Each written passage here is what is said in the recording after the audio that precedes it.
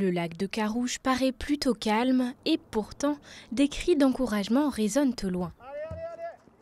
Ce mercredi, 68 jeunes entament la 3e journée des Albé Games, un raid aventure regroupant des jeunes du bassin albervillois de 12 à 15 ans. Différentes épreuves sont réparties sur le site et elles nécessitent force, habileté et un peu de roublardise. Regarder un peu les équipes d'avant et on s'en est donné à nous aussi. Il y avait l'eau, on devait remplir les seaux, faire le tour de l'arbre et le remplir dans le bidon bleu jusqu'à un niveau à peu près la moitié. On vient de tirer à 4 une voiture, un 4x4, grâce à nos muscles. Je ne pensais pas vraiment le faire. J'avais plutôt peur en voyant ça, mais c'est plutôt facile, on va dire ça comme ça.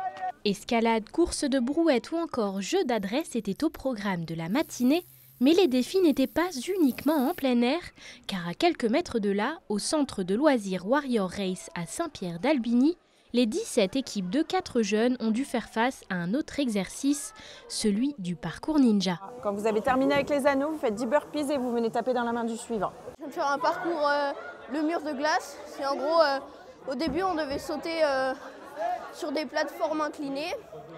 Ensuite il y avait 2 grands murs.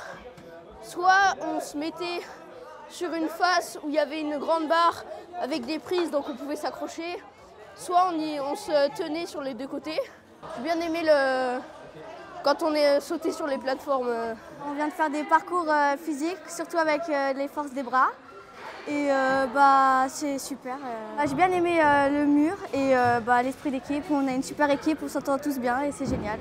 Un challenge donc pour ces équipes qui se sont toutes surpassées durant cet événement sportif dont le leitmotiv est défi, convivialité et entraide. Ça leur permet plein de choses, ça leur permet déjà de passer un bon moment entre eux, de se dépasser, de voir qu'ils sont capables de faire des choses, de découvrir aussi le territoire, on les emmène un petit peu partout, donc des endroits qu'ils n'ont pas forcément connus.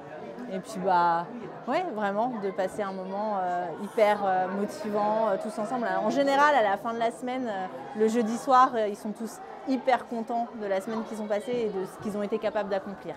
Ce jeudi, pour la dernière journée, les jeunes vont devoir se mouiller lors d'un parcours aquatique.